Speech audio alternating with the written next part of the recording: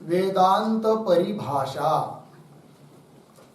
वेदांत परिभाषा ग्रंथ में पेज नंबर है 57।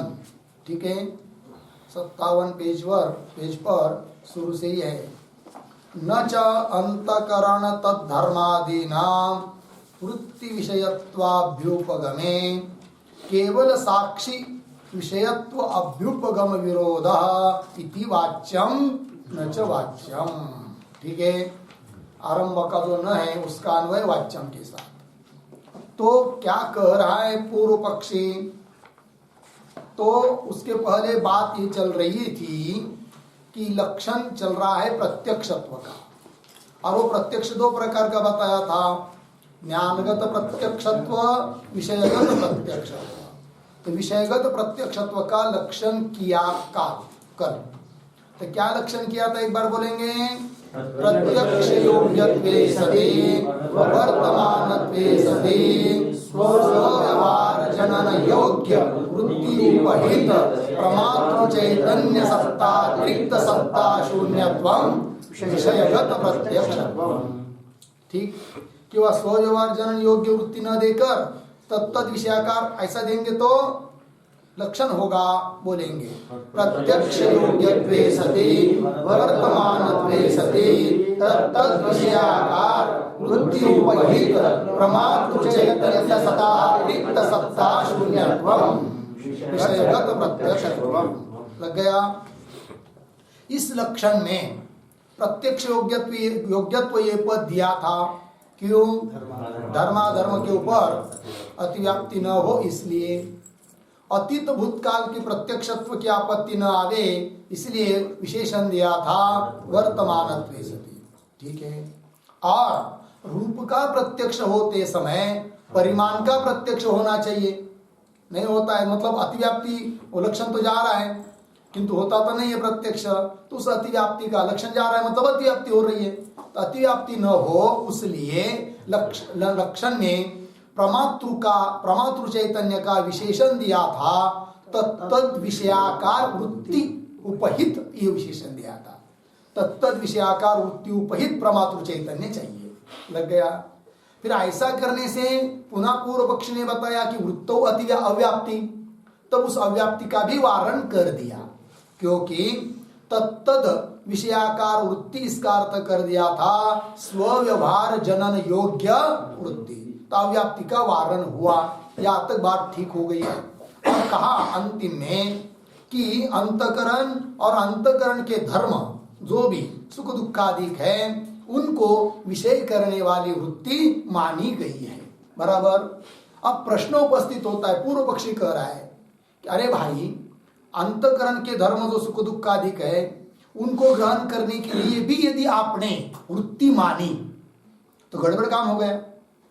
क्योंकि हम तो समझते थे कि सुख दुख ये सब क्या है, साक्षी भाष्य, और वेदांत में भी कहा है कि ये सब साक्षी भाष्य है, अर्थात साक्षी उनका प्रकाशन करता है। और यदि साक्षी उनका प्रकाशन कर रहा है सुख दुखादिकों का, तो उन सुख दुखादिकों को विषय करने वाली वृत्ति मानने की क्या जरूरत है? और यदि वृत्ति मानेंगे तो साक्षी विषयत्व कैसा रहेगा उसमें?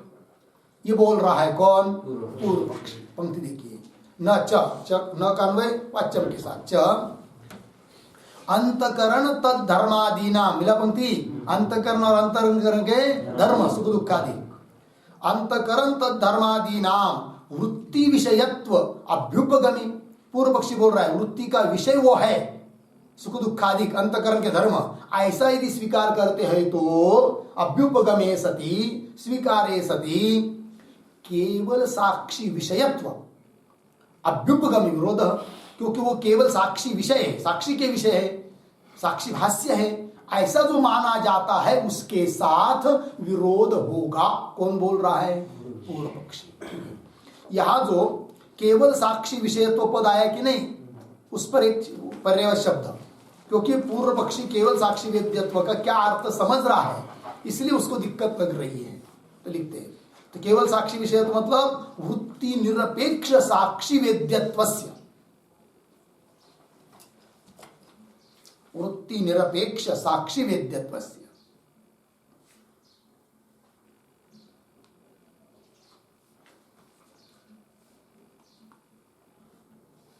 वृत्ति निरपेक्ष साक्षी वेद्यत्व।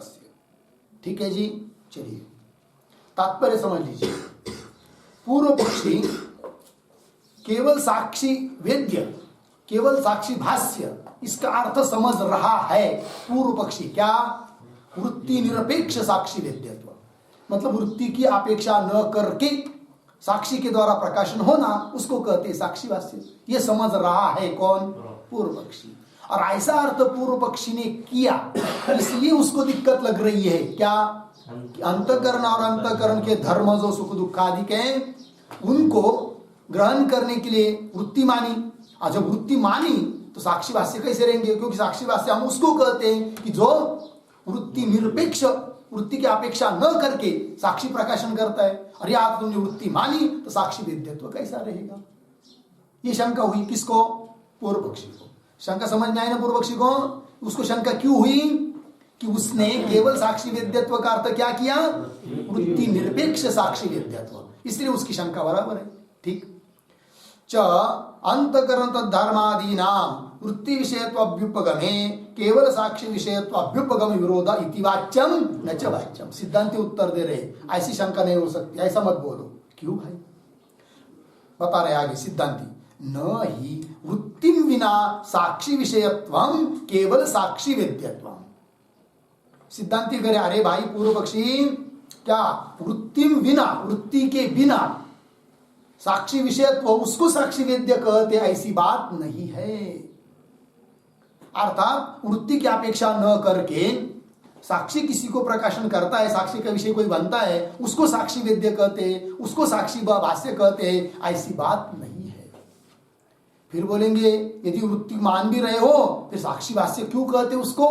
तो उसको उत्तर दे रहे आगे देखिए, पुनः पकड़ता हूं। न ही वृत्तिम विना साक्षी विषयत्वम केवल साक्षी वेद्यत्वम किंतु इंद्रिय अनुमानादि प्रमाण व्यापारम अंतरेण साक्षी विषयत्वम। आगे क्या रहेगा? केवल साक्षी वेद्यत्वम, अनुवृत्ति आएगी ना। तो देखो भाई, किंतु सिद्धांति करे इंद्रिय अनुमानादि प्रमाण व्यापारम अंतरेण, तो इंद्रिय अनुमानादि जो प्रमाण है, उन प्रमाणों का व्यापार के बिना जो साक्षी का विषय बनता है उसको कहते हैं क्या? साक्षी वेद्य। तो ध्यान दीजिए, एक सिद्धांत पक्ष, पूर्व पक्ष है। तो पूर्व पक्षी ने साक्षी वेद्य शब्द का क्या अर्थ समझ रखा है? वृत्ति निरपेक्ष साक्षी विषयत्व, यह अर्थ समझा पूर्व पक्षी साक्षी वेद्यत्व का। किंतु ऐसा अर्थ नहीं है। यदि वैसा अर्थ होता तो तब तो साक्षी वेद्यत्व के लिए विरोध आता, क्योंकि सुख दुखाकार वृत्ति मानी है। तो वृत्ति मानी है तो साक्षी वेद्य कैसा होगा? क्योंकि वृत्ति मानी है।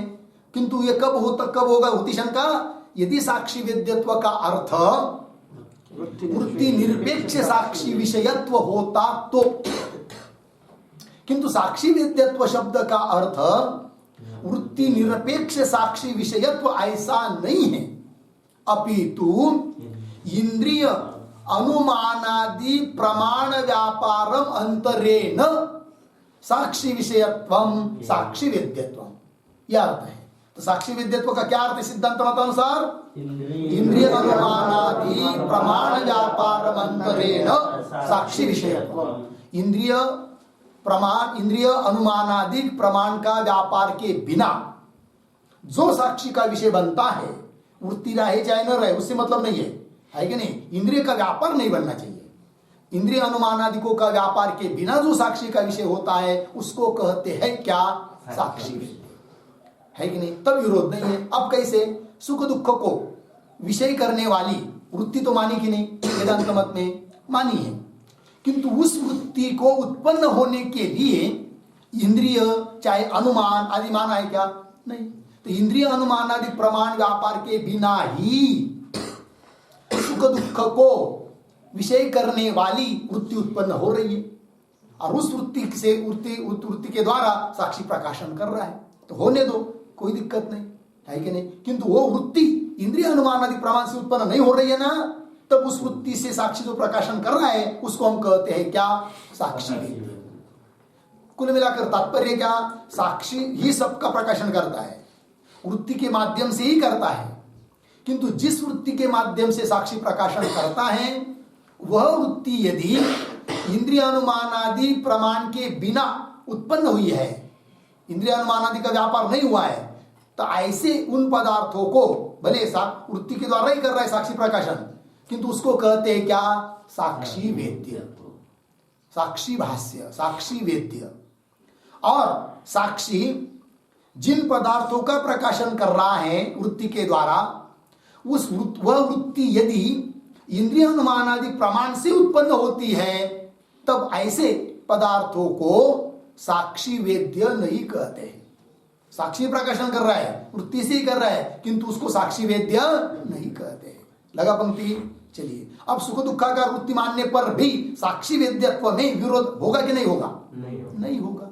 लगा पंक्ति? वही दे रहे, देखिए, न ही वृत्ति विना ही वृत्तिम विना साक्षी विषयत्वम, केवल साक्षी वेद्यत्वम न, ऐसा न है पंक्ति ही, क्योंकि ये तो ही वृत्तिम विना, वृत्ति के बिना, साक्षी विषयत्वम, केवल साक्षी वेद्यत्वम न, किंतु इंद्रिय अनुमानादि प्रमाण व्यापारम अंतरेण साक्षी विषयत्वम साक्षी वेद्यत्वम। लगे पंक्ति?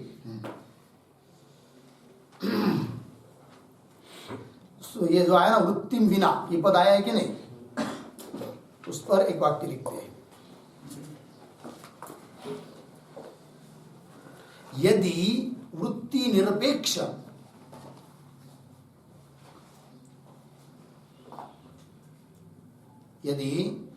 निरपेक्ष साक्षी वेद्यत्वस्य,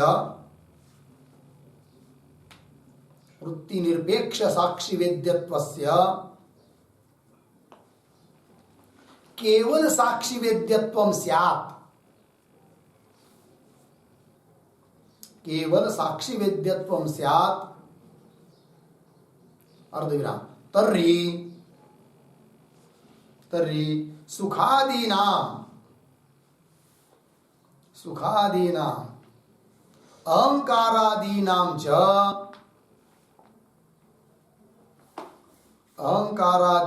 च केवल साक्षी वेद्यत्वम, केवल साक्षी वेद्यत्वम न स्यात्,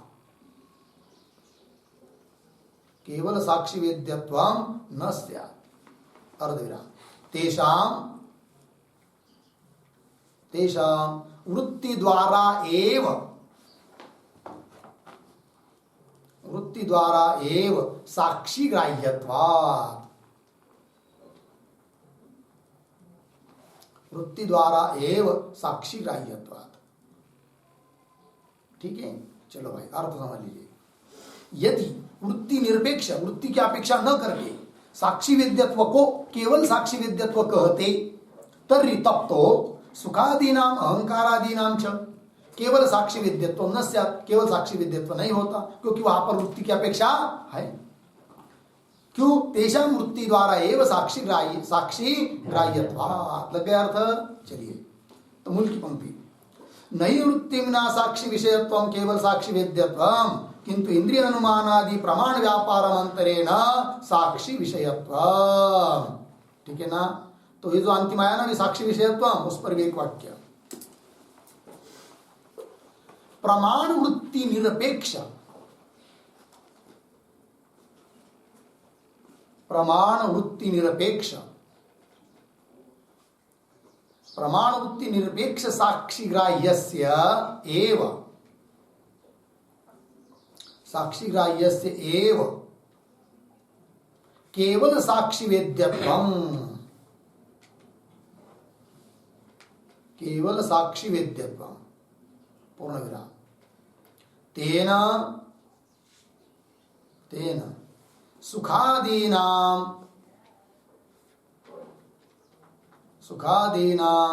न केवल साक्षी वेद्यत्व हानि, तेन सुखादीनां न केवल साक्षी वेद्यत्व हानि, केवल साक्षी वेद्यत्व हानि, अर्धविराम। तेषां तेषां प्रमाणवृत्तिनिरपेक्षेण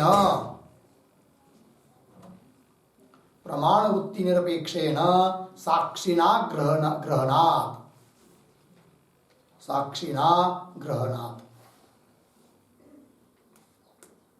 ठीक है, हो गया। अर्थ देखिए भाई, प्रमाण वृत्ति निरपेक्ष साक्षी ग्राह्य से प्रमाण वृत्ति की अपेक्षा न करके साक्षी ग्राह्य जो होता है उसको ही कहते केवल साक्षी वेद्य। तेन ऐसा होने से सुखादि न केवल साक्षी वेद्यत्व हानि, सुखादि को केवल साक्षी वेद्यत्व मानने में कोई हानि नहीं है वृत्ति मानने पर भी, क्योंकि वृत्ति कैसी हो, प्रमाण निरपेक्ष वृत्ति है, प्रमाण की अपेक्षा उस वृत्ति ने की नहीं है। क्यों? तेषां प्रमाण वृत्ति निरपेक्षेण साक्षिणा ग्रहणात्। लग गया अर्थ? चलिए आगे मूल में अतः एव अहंकार टीकायाम आचार्यैः अहमाकार अंतकरण वृत्ति अंगीकृता। ठीक है, अतः एव क्या? अतएव का अर्थ लिखिए, अतः एव बराबर अंतकरण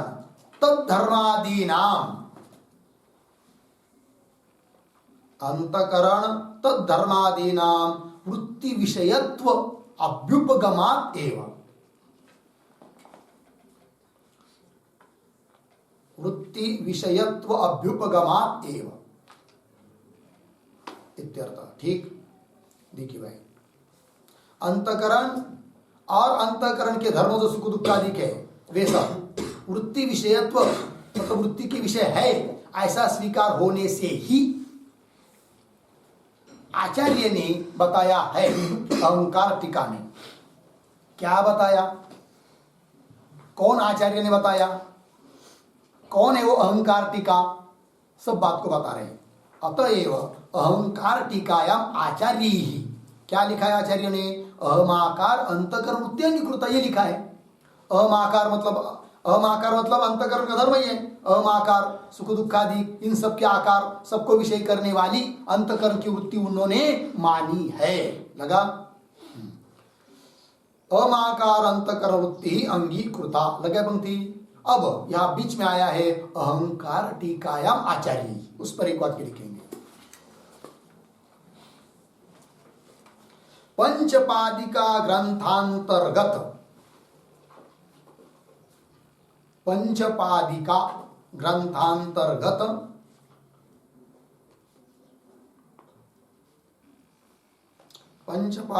ग्रंथांतर्गत अहंकार ग्रंथ टीकायाम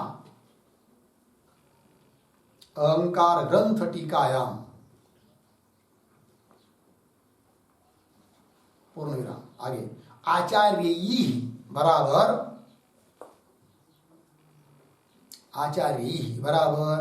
विवरणाचार्यैः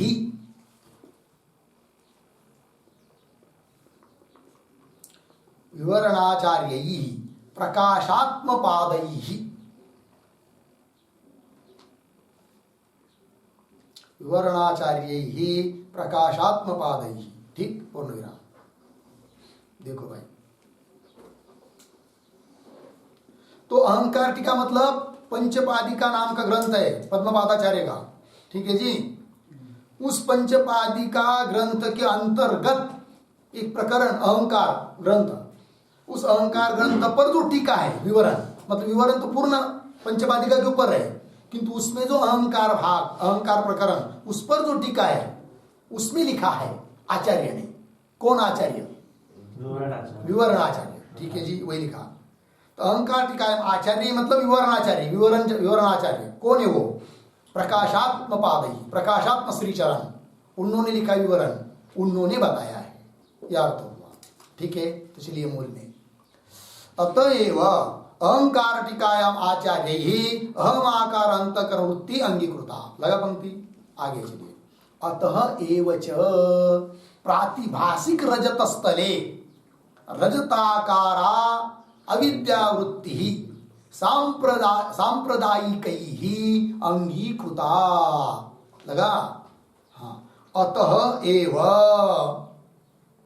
अतएव मतलब क्या? तो लिखिए यहां पर अतएव का अर्थ, अतएव बराबर प्रातिभाषिकादीनाम, प्रातिभाषिकानाम वृत्ति विषयत्व अभ्युपगमात् एव,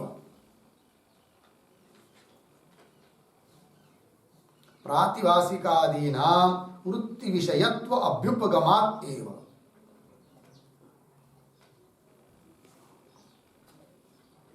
ठीक है, अर्थ देखिए भाई। अतः मतलब जैसे अंतकरण और अंतकरण के धर्माकार वृत्ति मानी है, उस प्रकार प्रातिभाषिक जो रजताधिक है उन पदार्थाकार भी वृत्ति मानी है, इसलिए कहा अतएव। तो प्रातिभाषिक आदि नाम वृत्ति विषय, तो प्रातिभाषिक पदार्थ भी वृत्ति के विषय माने गए हैं, इसलिए अतएव प्रातिभाषिक रजत स्थले, प्रातिभाषिक है कौन? रजत, रजत स्थले मतलब, तो प्रातिभाषिक रजत स्थले इसका अर्थ लिखिए रजतादि प्रत्यक्ष काले, रजतादि प्रत्यक्ष काले मतलब प्रातिभाषिक रजतादि का जब प्रत्यक्ष होता है कि नहीं, उस समय रजतादि प्रत्यक्ष काले रजताकार अविद्या वृत्ति है। ये तो आगे छपा हुआ है ना, हो गया अर्थ। देखिए पंक्ति पढ़ता हूं, अतएव च प्रातिभाषिक रजस्थली मतलब प्रातिभाषिक रजत का प्रत्यक्ष काल में रजताकार, रजत को विषय करने वाली अविद्या वृत्ति मानी है। किन्होंने?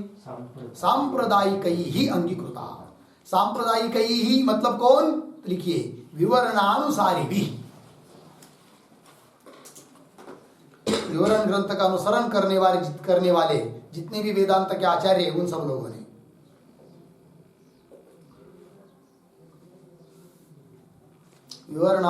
विवरणानुसारी भी सांप्रदायिक ही अंगीकृता। लग गया?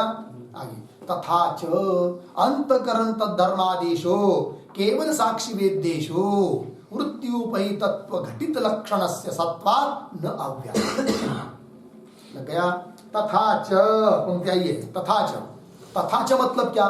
तथा च इसका अर्थ लिखिए, तथा च बराबर अंतकरण तद्धर्मादि गोचरा, अंतकरण तद्धर्मादि गोचरा वृत्ति अभ्युपगमे सति, वृत्ति अभ्युपगमे सति। ठीक अर्थ है भाई। अंतकरण और अंतकरण के धर्मों को विषय करने वाली वृत्ति का स्वीकार किया है, इसलिए करने पर तथा च अंतकरणादिषु, अंतकरण तद्धर्मादिषु, अंतकरण और अंतकरण के धर्म केवल साक्षी वेद्य, जो कि केवल साक्षी वेद्य है कि नहीं? केवल साक्षी वेद्येषु वृत्ति उपहितत्व घटित, जो लक्षण किया है कि नहीं विषयगत प्रत्यक्षत्व का, वृत्ति उपहितत्व घटित वो लक्षण, उस लक्षण वहां पर भी होने से, कहां पर? अंतकरण, अंतकरण के धर्म सुख दुख आदि, वहां पर वो लक्षण घटित हो रहा है, इसलिए अव्याप्ति नहीं होगी। नहीं, वृत्त्युपहितत्व घटित लक्षणस्य सत्वात्, सत्वात् वो लक्षण वहां पर विद्यमान होने से, लक्षण का समन्वय वहां होने से न अव्याप्ति, अव्याप्ति होती नहीं है कि नहीं? 56 पेज पर शुरू में कहा था कि नहीं, ननु एवं वृत्तो अव्याप्ति, यहाँ पर उपसंहार हुआ, अव्याप्ति होती नहीं। फिर लक्षण का समन्वय कल तो कर दिया है, घट में भी, वृत्ति में भी, अंतकरण के धर्म सुख दुखादिकों में भी। ठीक है, तो चलिए फिर ये हो गया, तो लक्षण हुआ ना। अब जो लक्षण बना विषयगत प्रत्यक्षत्व का, है कि नहीं? क्या बना? एक बार बोलेंगे, प्रत्यक्ष योग्यत्वे सति वर्तमानत्वे सति तत्तद विषयाकार वृत्ति उपहित प्रमातृ चैतन्य सत्तातिरिक्त सत्ता शून्यत्वम विषयगत प्रत्यक्षत्वम, ये लक्षण बना कि नहीं? अब इस लक्षण का निर्गलित, निष्कृष्ट, शुद्ध, परिपक्व अर्थ क्या निकला, उसको बता रहे ग्रंथकार आगे की पंक्ति देखिए। तदयम निर्गलित अर्थ, निर्गलित मतलब निष्कृष्ट, है कि नहीं? मतलब निचोड़ कर, अंतिम में श्रेष्ठ, निकृष्ट नहीं, निष्कृष्ट। ठीक है कि नहीं?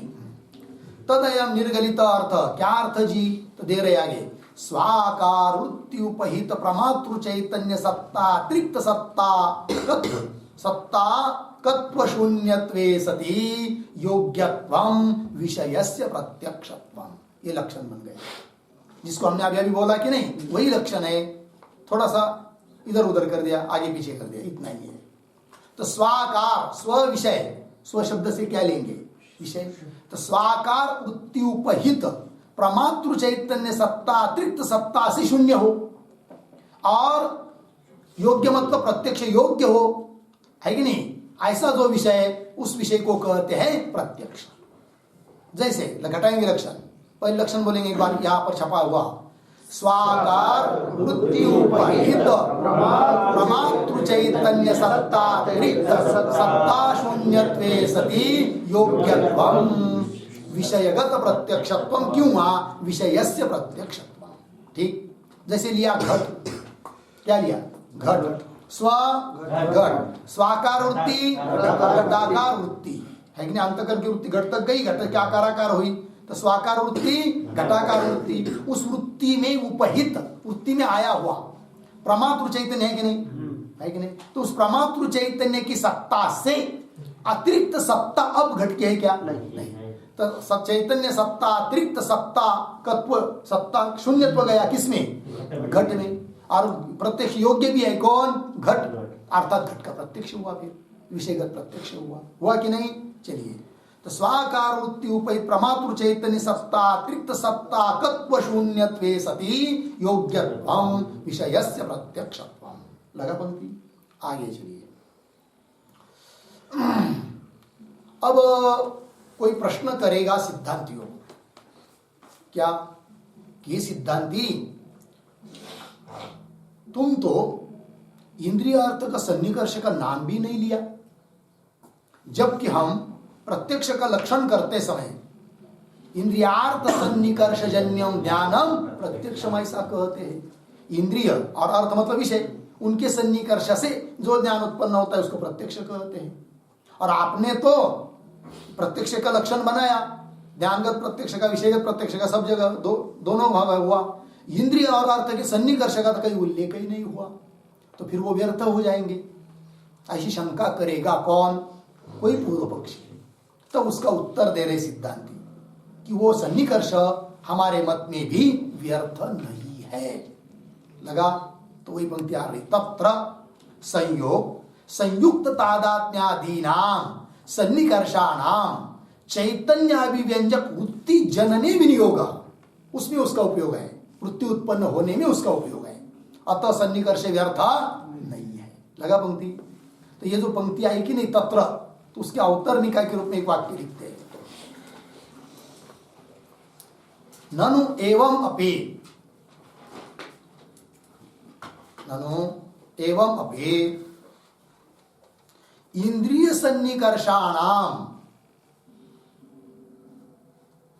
इंद्रिय सन्निकर्षाणाम वैयर्थ्यम, इंद्रिय सन्निकर्षाणाम वैयर्थ्यम, अर्धविराम, प्रत्यक्षस्य, प्रत्यक्षस्य इंद्रियार्थ सन्निकर्ष जन्यत्व, प्रत्यक्षस्य इंद्रियार्थ सन्निकर्ष जन्यत्व अनभ्युपगमात्,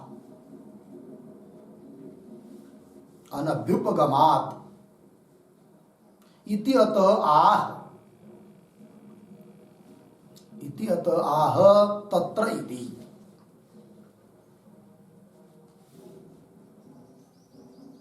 इति अतः आह तत्र इति। ठीक है जी, चलो भाई। अर्थ, पूर्व पक्षी शंका कर रहा है कि ननु एवं अपि, मतलब ऐसा सब लक्षण किया आपने प्रत्यक्ष का, कोई बात नहीं, तो भी इंद्रिय सन्निकर्षाणाम वैयर्थ्यम, इंद्रिय और अर्थ का सन्निकर्ष हम जो मानते समझेगा पूर्व पक्ष कहेगा, तो वो क्या हो जाएंगे? व्यर्थ हो जाएंगे। क्यों? आपने प्रत्यक्षस्य इंद्रियार्थ सन्निकर्ष जन्यत्व ऐसा लक्षण किया नहीं। प्रत्यक्षस्य इंद्रियार्थ सन्निकर्ष जन्यत्व, इंद्रियार्थ सन्निकर्ष जन्यत्व प्रत्यक्षत्व ऐसा माना नहीं, अनभ्युपगमात् ऐसा तो स्वीकार नहीं किया आपने। अभ्युपगम मतलब स्वीकार, अनभ्युपगम मतलब स्वीकार नहीं किया, अतः सन्निकर्ष क्या हो जाएंगे, व्यर्थ हो जाएंगे। कौन बोल रहा है, पूर्व पक्षी।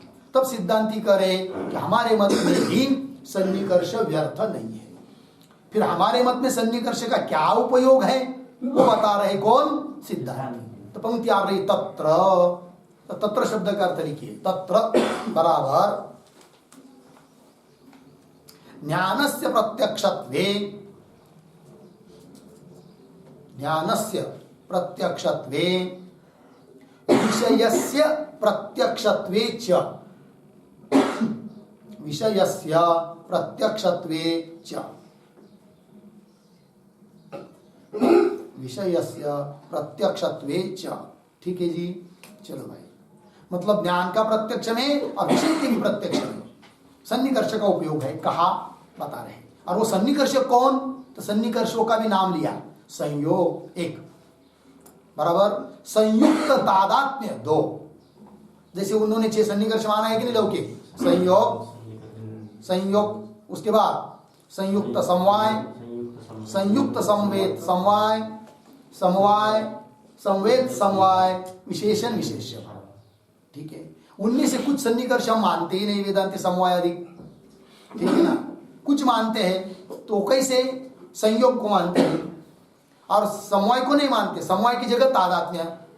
तो क्या कहेंगे फिर, संयोग पहला सन्निकर्ष, संयुक्त तादात्म्य दूसरा, इस प्रकार।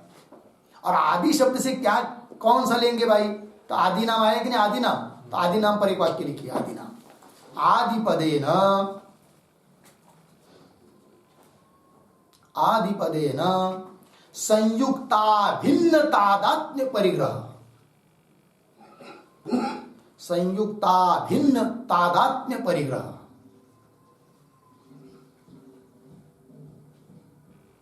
संयुक्ता भिन्न तादात्म्य परिग्रह। ठीक है जी।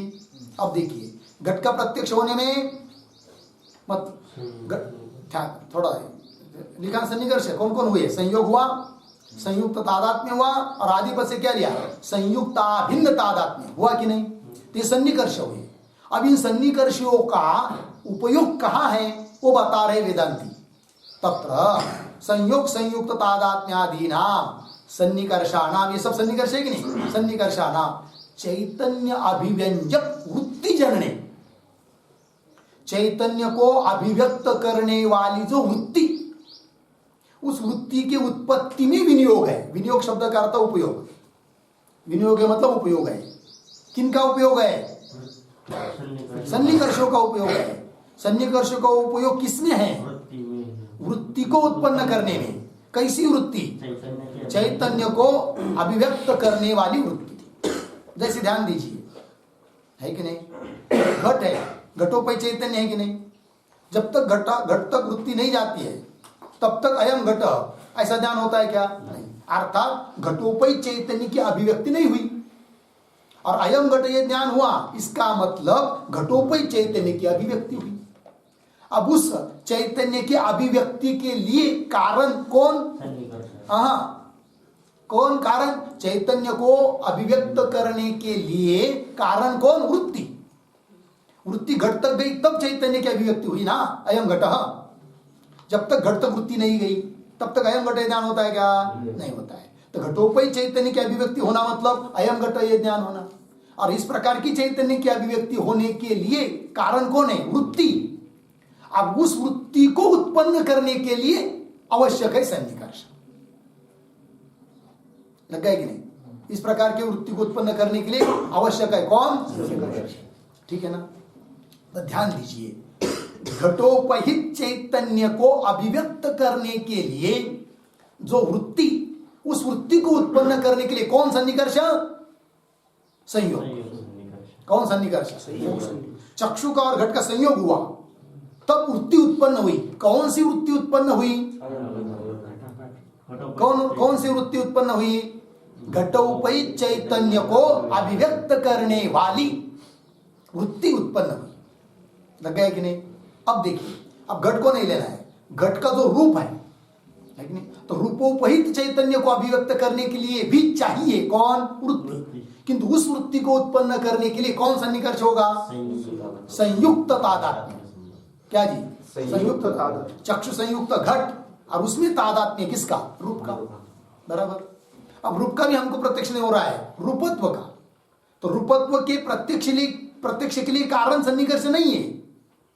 रूपत्व उपहित चैतन्य को अभिव्यक्त करने के लिए जो वृत्ति, उस वृत्ति के उत्पत्ति के लिए सन्निकर्ष है। कौन सा है वो सन्निकर्ष?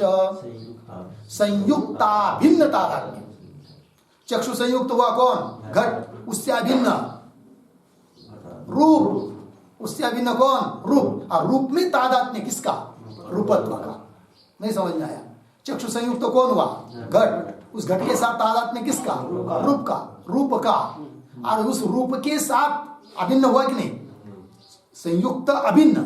तो घट के साथ अभिन्न कौन है? रूप। और रूप में रूपत्व का क्या है? तादात्म्य। बरोबर।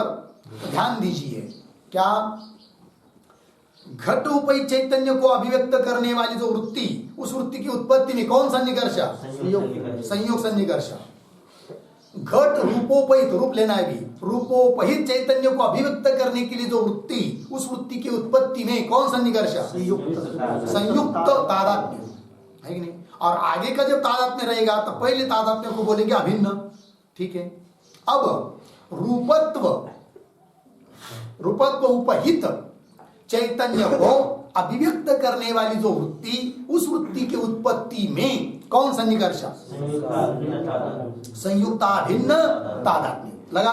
ध्यान दीजिए भाई, संयोग सन्निकर्ष से कौन वृत्ति उत्पन्न हो रही है?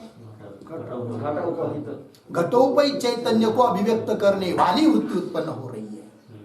संयुक्त तादात्म्य संबंध से कौन वृत्ति उत्पन्न हो रही है? रूपोपहित चैतन्य को अभिव्यक्त करने वाली वृत्ति उत्पन्न हो रही है। बराबर। और संयुक्ता भिन्न तादात्म्य संबंध से कौन वृत्ति उत्पन्न हो रही है? रूपत्व उपहित चैतन्य को अभिव्यक्त करने वाली वृत्ति उत्पन्न हो रही है। मिला जी? तो हमारे मत में सन्निकर्ष व्यर्थ है क्या? नहीं है। वही कहा, तत्र संयुक्त तादात्म्यादीनां सन्निकर्षाणां चैतन्य अभिव्यंजक वृत्ति। लगा कि नहीं? हाँ, चैतन्य अभिव्यंजक वृत्ति मतलब क्या भाई? तो उस पर एक वाक्य लिखिए। चैतन्यावरण निवर्तक। चैतन्यावरण निवर्तक। चैतन्यावरण निवर्तक प्रमाण वृत्ति जनने।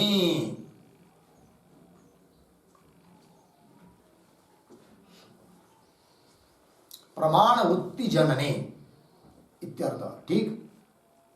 चैतन्य के ऊपर जो आवरण है, उस आवरण निवर्तक जो प्रमाण वृत्ति, उस प्रमाण वृत्ति की उत्पत्ति में सन्निकर्षों का उपयोग है, विनियोग। लग गया जी?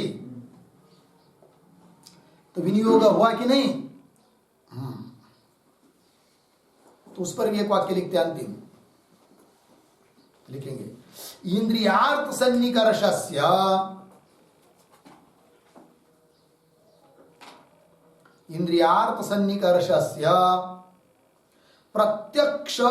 प्रत्यक्षोत्पत्तौ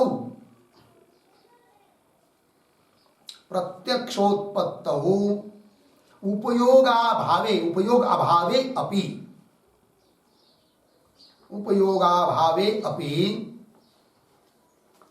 तत्तदाकार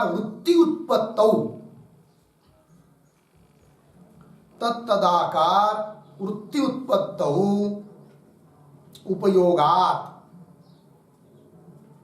उपयोगात् न वैयर्थ्यम इति भावः। न वैयर्थ्यम इति भावः। लग गया जी? इंद्रियार्थ सन्निकर्षस्य, इंद्रिय और अर्थ का सन्निकर्ष प्रत्यक्ष उत्पत्तो, प्रत्यक्ष ज्ञान की उत्पत्ति में उपयोग न होने पर भी, उपयोग अभावे अपि तत्तदाकार वृत्ति, उस विषयाकार जो वृत्ति उत्पत्तो, उस वृत्ति को उत्पन्न करने में उपयोग है किनका? सन्निकर्षों का। इसलिए हाँ, न वैयर्थ्यम, सन्निकर्ष व्यर्थ नहीं है। लगा इतना? आगे साच वृत्ति ही चतुर्विधा। वो वृत्ति कितने प्रकार की है? चार। संशय, निश्चय, गर्व, स्मरणम इति। चार प्रकार की वृत्ति है जी। संशयात्मक, निश्चयात्मक, गर्वात्मक, स्मरणात्मक। आगे एवं विध वृत्ति भेदेन एकम अपि अंतकरणम मन इति बुद्धि इति अहंकार इति चित्तम इति व्याख्यायते। ठीक है जी। एवं विध वृत्ति भेदेन, वृत्ति भेद मतलब संशय, निश्चय इत्यादि वृत्ति भेद से, वृत्ति भिन्न भिन्न होने के कारण ये कई अंतकरण है तो भी उसको अलग अलग नाम पड़ जाते हैं। जब उस अंतकरण में संशयात्मक वृत्ति उत्पन्न होती है तब उस अंतकरण को बोलते हैं क्या? मन। उस अंतकरण में निश्चयात्मक वृत्ति उत्पन्न होती है तब उस अंतकरण को बोलते हैं क्या? बुद्धि।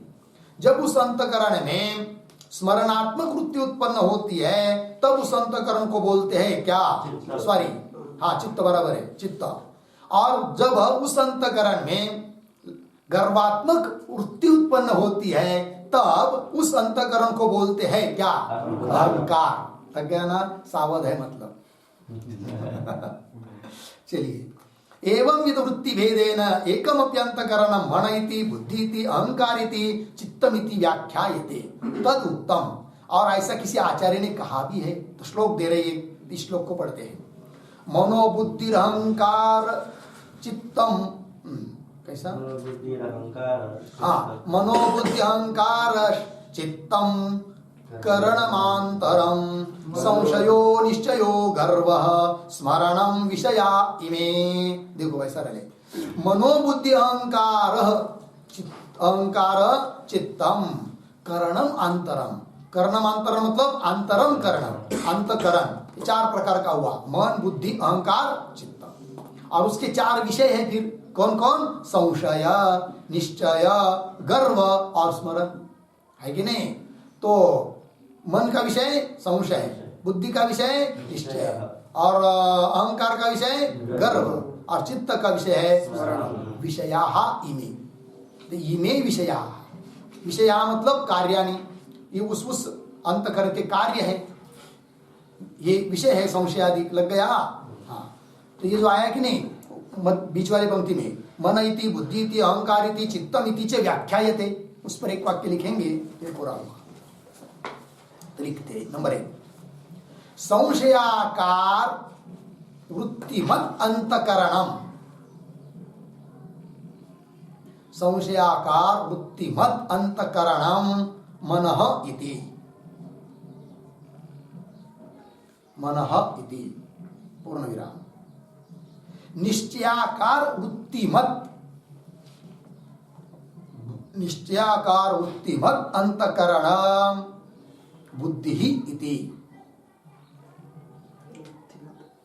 निश्चयाकार वृत्तिमत अंतकरणम, निश्चयाकार वृत्तिमत अंतकरणम बुद्धि इति पूर्ण विराम। आगे गर्वाकार वृत्तिमत अंतकरणम, गर्वाकार वृत्तिमत अंतकरणम अहंकारः इति।